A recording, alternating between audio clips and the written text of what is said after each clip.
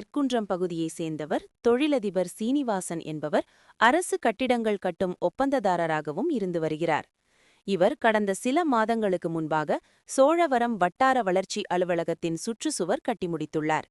இந்த நிலையில் சோழவரம் அடுத்த பூதூர் பகுதியைச் சேர்ந்த வழக்கறிஞர் சீனிவாசன் என்பவருடன் சேர்ந்து டூபாக்கூர் ரிப்போர்ட்டர் சாம்ராஜ் என்பவர் தொழிலதிபர் சீனிவாசனை தொடர்பு கொண்டு பிடிஓ அலுவலகத்தில் கட்டிய சுற்றுச்சுவற்றில் பல்வேறு முறைகேடுகளில் ஈடுபட்டுள்ளீர்கள், இது தொடர்பாக செய்தி வெளியிட உள்ளேன், எனவே 1,00,000 ரூபாய் பணம் கொடுத்தால் செய்தி வெளியிட மாட்டேன் என பணம் கேட்டு மிரட்டியதாக கூறப்படுகிறது.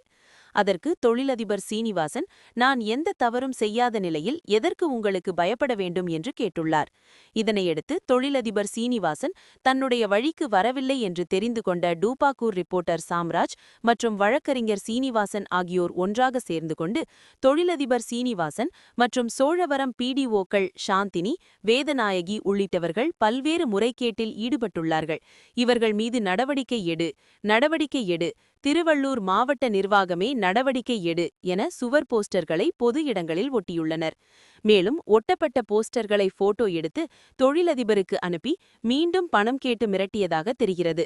இதனையடுத்து தொழிலதிபர் சீனிவாசன் இது சம்பந்தமாக சோழவரம் காவல் நிலையத்தில் புகார் அளித்தார்.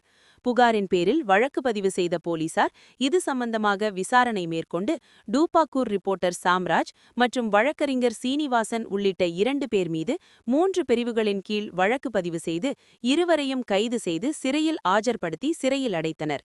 மேலும் டூபாக்கூர் ரிப்போர்ட்டர் சாம்ராஜ் என்பவர் போலி பத்திரிகையின் அடையாள அட்டையுடன் அரசு அலுவலகங்களில் சென்று வசூல் மற்றும் ஸ்லைடு போஸ்ட் செய்திகள் போட்டு அலுவலர்களை மிரட்டி பணம் வசூல் தெரிந்தது குறிப்பிடத்தக்கது.